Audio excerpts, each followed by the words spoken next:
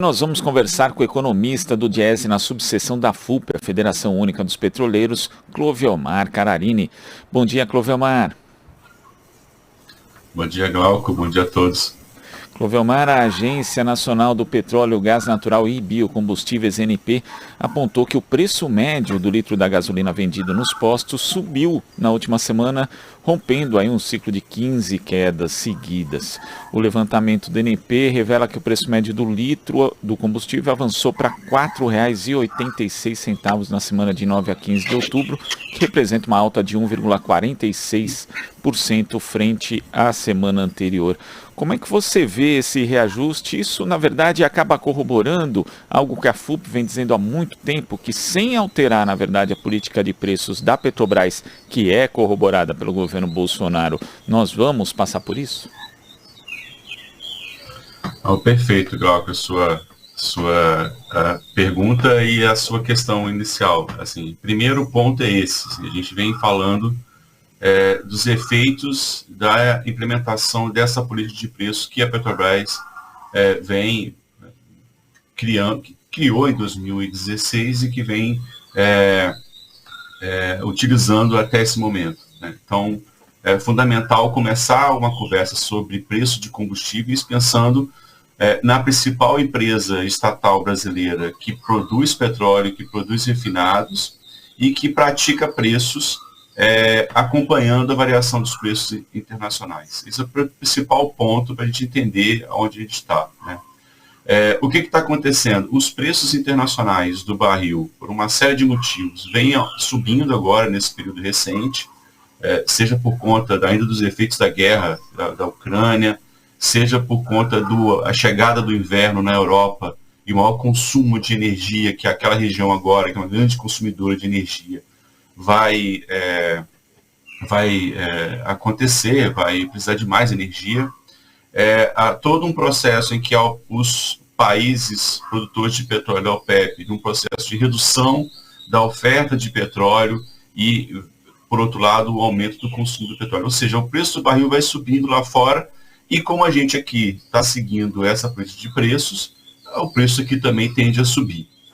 O que está acontecendo recentemente? Por conta das eleições, isso ficou muito claro quando a gente olha todo o discurso do governo Bolsonaro no período recente, agora, no início desse ano, mas com mais força a partir de maio desse ano, um processo de mudança na gestão da Petrobras. Ele trocou várias vezes os presidentes da Petrobras, já este é o quarto presidente, era para ser o quinto, mas um deles não pôde ser aceito, então já é o quarto presidente, e em todo momento o discurso de que eu preciso trocar o presidente da empresa para que segure os preços. Isso está acontecendo. A Petrobras está segurando os preços nas refinarias, mas, e aí chega ao ponto que você falou, mas a gente percebe agora um aumento dos preços nos postos, né, direto ao consumidor. E aí, para responder, eu acho que dado esse cenário, a gente tem que pensar que está acontecendo duas coisas. Primeiro, os postos de combustível, ou as empresas, né, antes dos postos, as chamadas distribuidoras de combustível, aquelas que compram da refinaria e vendem nos postos, um desses dois setores está aumentando os preços agora, na expectativa de que o preço vá subir pós-eleições. Então, o cenário as distribuidoras ou os postos de combustíveis já estão repassando os preços, aumento dos preços, mesmo enquanto na refinaria não sobe, nas refinarias da Petrobras. Esse é um cenário. Um segundo cenário, aquelas regiões onde a gente já tem hoje a oferta de derivados de uma refinaria privada, caso da Bahia, por exemplo, parte do Nordeste, em que a refinaria RLAM, hoje Mataripe, foi vendida e privatizada, ali, naquela região, a refinaria está repassando o aumento de preço. Então, aqueles consumidores estão pagando mais caro porque a refinaria está aumentando os preços. Então, a gente tem dois cenários.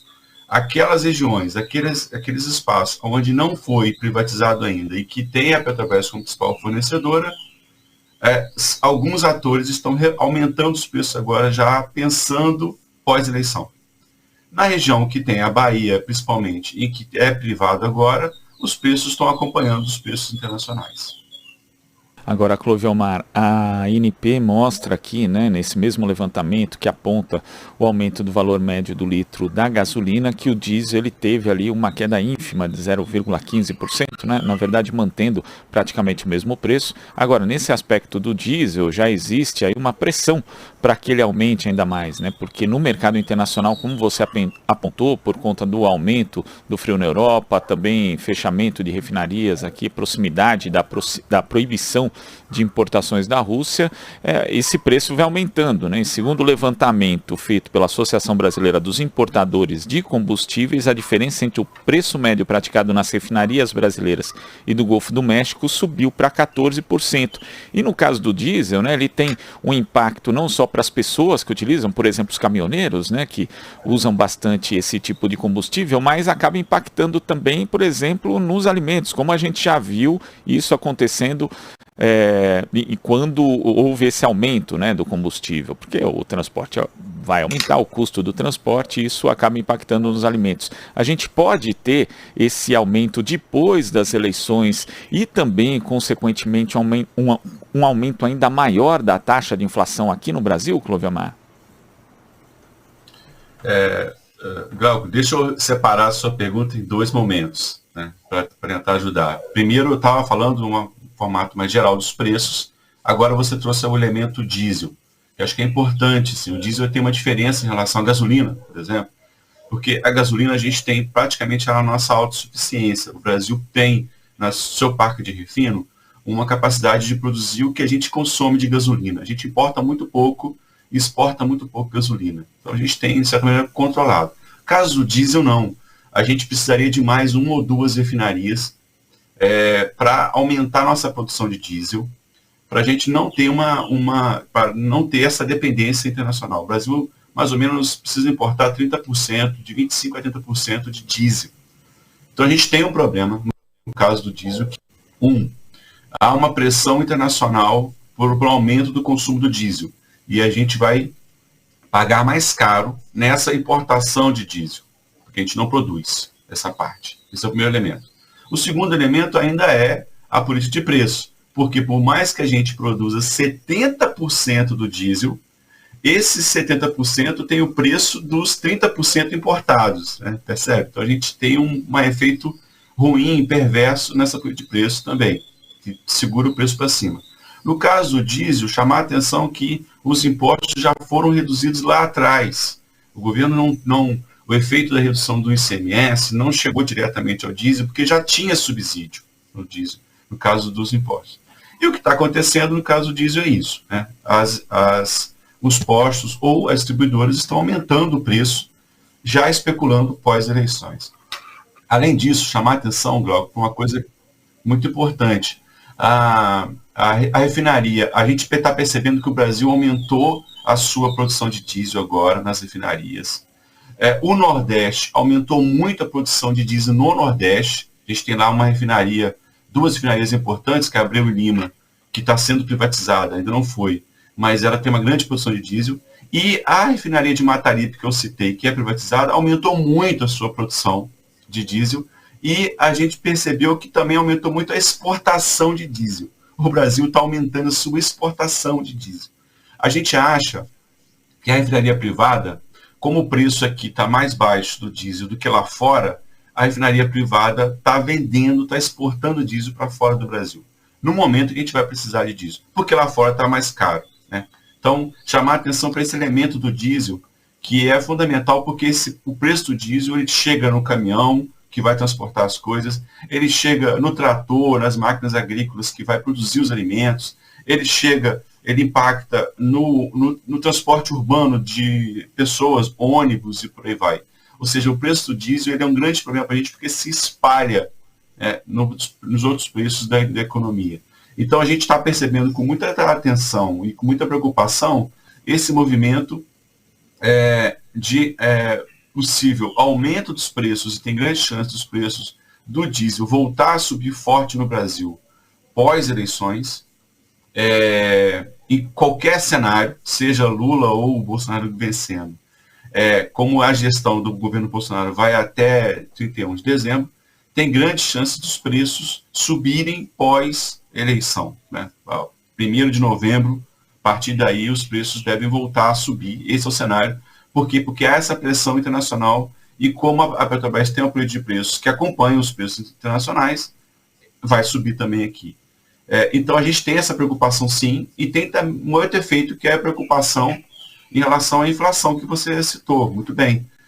Os preços no Brasil têm um vínculo muito grande com os preços dos derivados, e o preço do diesel é fundamental, e se ele sobe, isso vai se espalhar. Isso chamar a atenção para um momento em que, desse ano, olhando a inflação, a gente percebeu o pico da inflação, a subida dela por conta dos combustíveis, a queda também acontece por conta dos combustíveis, mas não chega diretamente na queda em relação aos alimentos. No mês passado apresentou uma pequena queda também com relação aos alimentos, mas tem muito a ver com uma redução da demanda que a gente também vem percebendo por conta desses preços altos. Então a gente tem assim, essa preocupação. Agora, Clovelmar, você toca um ponto importante, que é essa possibilidade, né, muito concreta, muito real de aumento dos combustíveis pós-eleição, porque a Petrobras está segurando os preços, mas quando você cita o exemplo da refinaria de Mataripe, né, a refinaria que foi privatizada nesse governo, inclusive, eu peguei os dados aqui, ela elevou o preço da gasolina no último sábado em 2%, o diesel S10 foi aumentado em 8,9%, e no sábado anterior, a empresa já havia aumentado os preços em 9,7% e 11,3% respectivamente. E esse é outro ponto de atenção que as pessoas precisam ter em mente, né? Porque esse governo, se reeleito, ele provavelmente vai privatizar ainda mais o parque de refino que hoje é controlado em sua maior parte pela Petrobras. Então, o padrão vai ser esse aqui da refinaria de Mataripe, né? Algo totalmente descolado de qualquer política de governo. Então, ainda que se altere a política de preço da Petrobras no futuro, não vai ter mais qualquer tipo de controle, por exemplo, com refinarias privadas como a de Mataripe. Então esse risco do desmonte do nosso parque de refino e também da própria Petrobras é algo que as pessoas precisam estar atentas, Clovelmar? Sem dúvida nenhuma. A gente tem 10 dias para tomar uma decisão fundamental e estratégica para o país, para esse setor de energia, de petróleo e para o país. A gente já está falando aqui há um bom tempo a importância que tem esse setor no mundo todo, né? O mundo todo depende ainda, no capitalismo, depende ainda do petróleo e dos seus derivados. O Brasil também precisa, é importante demais ter esse setor, e é importante demais ter esse setor na mão do Estado. É o Estado, o governo, é a União que deve controlar as políticas, né, em relação a esse setor de energia. Entre vários fatores, um deles é a questão dos preços que a gente acabou de falar aqui em relação à inflação. Se você descontrola, você joga a decisão estratégica dos preços em relação ao setor privado. E aí você toca nos dois pontos centrais. A gente precisa rever essa política de preço. Há uma proposta, colocada pelo governo Bolsonaro é uma proposta de intensificar e manter essa política de preços, né? Além disso, um processo de privatização de mais refinarias e de mais setores da Petrobras, retirando, inclusive, a própria Petrobras, né, sendo privatizada, assim como fez com a Eletrobras. E, por outro lado, em 10 dias, essa escolha, muito difícil, por outro lado, uma outra política que tá tentando rever essa política de preço, levar em consideração outros fatores para além do preço internacional, e, além disso, estancar esse processo de venda de empresas públicas, estatais, no caso, rever completamente a possibilidade de privatizar a Petrobras, de continuar no processo de venda de 7 ou 6 refinarias ainda estão sendo vendidas e, possivelmente, no futuro, ainda rever esse processo das refinarias que já foram vendidas. Ou seja, a gente tem 10 dias para fazer uma escolha, que eu acho que é uma escolha fácil de ser feita, se você tem uma preocupação com os efeitos da saída do Estado, os efeitos de colocar na mão da iniciativa privada setores estratégicos e que impactam diretamente a minha vida, a sua vida, a vida das pessoas que estão aqui assistindo ou ouvindo a gente. E aí a gente tem que fazer essa escolha agora, e eu acho que é fundamental a gente ter isso em mente e fazer a escolha certa lá no dia 30. E só para a gente concluir, Clovelmar, inclusive a gente pede aqui, né, tem muitos comentários no chat a respeito dos preços dos combustíveis, né, porque isso impacta na vida das pessoas agora e vai impactar também depois das eleições. É importante, inclusive, que o pessoal acompanha o Jornal Brasil Atual, depois difunda essas informações. Mas tem outra coisa relacionada ao futuro também que a gente não pode esquecer, Clovelmar, que é a questão da transição energética, que simplesmente foi esquecida e é fundamental para a preservação do meio ambiente e para o futuro mesmo do país, que pode estar integrado a outras nações ou simplesmente daqui a um tempo ser excluído. E esse é outro ponto que também precisa ser observado pelas pessoas na hora de escolher, por exemplo, quem propõe uma transição energética e quem não propõe, Clovelmar.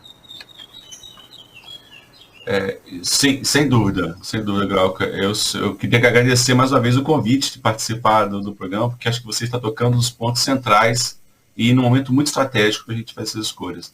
O caso da transição energética, a gente tem que ter em mente o seguinte: o mundo vem num processo, né, e aí não só o Brasil, mas o mundo todo, um processo de mudança em relação à sua matriz energética.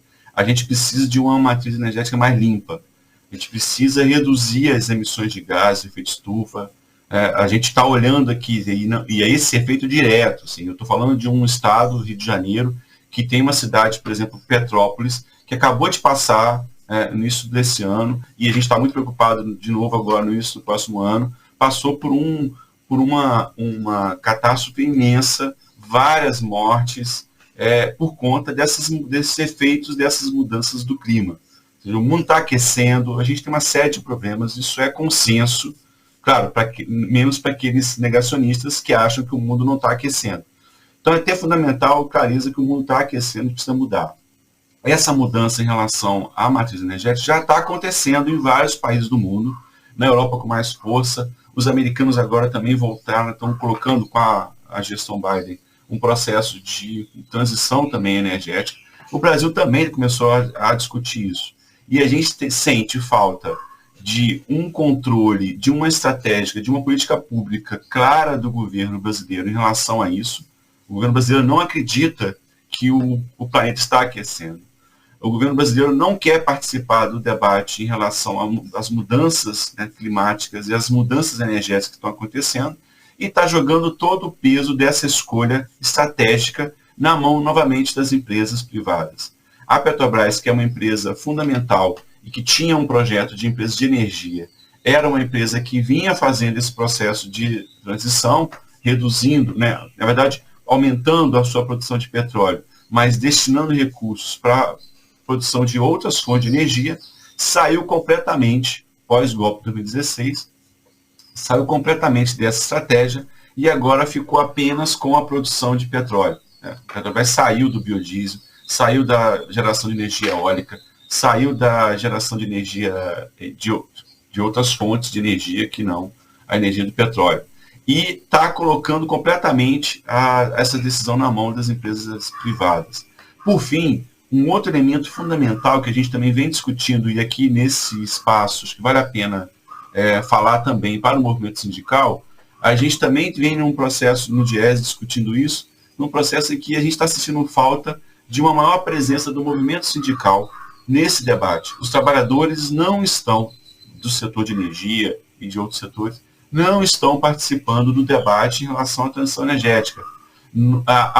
Essa mudança, né, da matriz energética brasileira, do mundo, mas do Brasil principalmente, traz efeitos e impactos direto para os trabalhadores desses setores, mas para além desses, de outros setores que virão, e a gente precisa ter espaços para que esses trabalhadores também possam participar. A proposta de governo do atual governo Bolsonaro na sua reeleição não tem uma linha sobre esse ponto, não trata disso, e fica claro para a gente que é a continuidade do que está acontecendo. E é também jogo completamente jogado, né, a partir das empresas privadas, a política e o programa de governo do Lula, e aí falando dos dois candidatos que chegaram ao segundo turno, do governo Lula tem sim um elemento, um capítulo que trata dessa debate sobre a transição energética, e que a gente está chamando lá, e que eles chamam lá de transição justa. Ou seja, precisa envolver também os trabalhadores nesse processo de transição. Queria agradecer aqui o convite e dizer que o GES está sempre à disposição. Clovelmar, a gente que agradece demais as suas informações aqui no Jornal Brasil Atual. Tenho certeza que quem acompanha aqui o nosso programa está muito mais bem informado e pode, inclusive, ajudar a disseminar informações que são verdadeiras a respeito da situação do país no que diz respeito aos combustíveis. Clovelmar, muito obrigado e até a próxima. Abraço, muito obrigado. Abraço a todos. Abraço. Tchau. Conversamos aqui com o economista do DIEESE na subseção da FUP, a Federação Única dos Petroleiros, Clovelmar Cararini.